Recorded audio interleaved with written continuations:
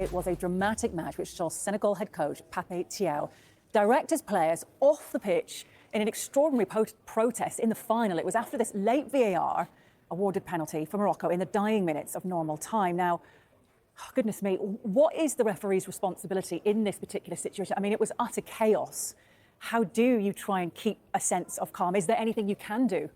I think you've used the right word, Hayley. You've got to stay calm, you've got to stay focused, you've got to stay composed, and you've just got to hope that reason will prevail. And as it did, I think it's Mane, wasn't it? He stopped on the field. Yeah. He convinced the players to come back. He did a great job because he brought them back. It was, I feel for the referee. You know, it's probably one of the biggest games of his life. Yeah. You know, he's in that environment, and it's suddenly out of his hands because he can't physically go and wrestle them players back on. He's got to thank Mane and say, you know, thanks for taking responsibility and ensuring the game restarted. Had they have not come back out, what would have happened? Would the trophy have been awarded to Morocco? Oh, who knows?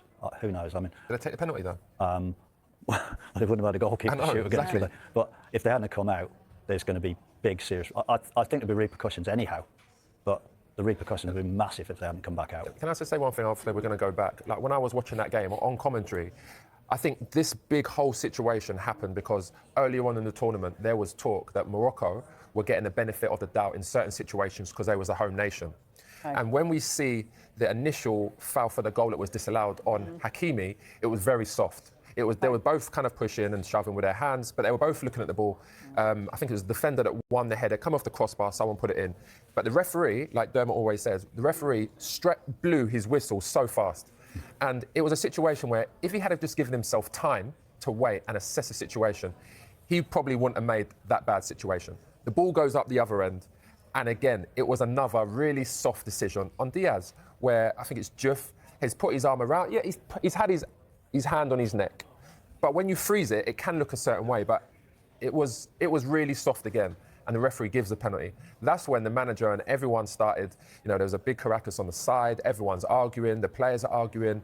And actually Diaz went up to the referee and it looked like he convinced the referee to give the decision. And that's when all this started. And that's when the manager was like, get everyone off the pitch, go into the dressing room. And to be fair to Mane, who's a hero, you know, for Senegal, but in all, you know, African football, I mean, world football, really. He's done so much for football. He was one that stayed out. And then he went back in, you see him jog back in and say, listen, we need to come out and we need to finish this game. And thankfully, in the end, I think Senegal prevailed. And I think they were the better team anyway.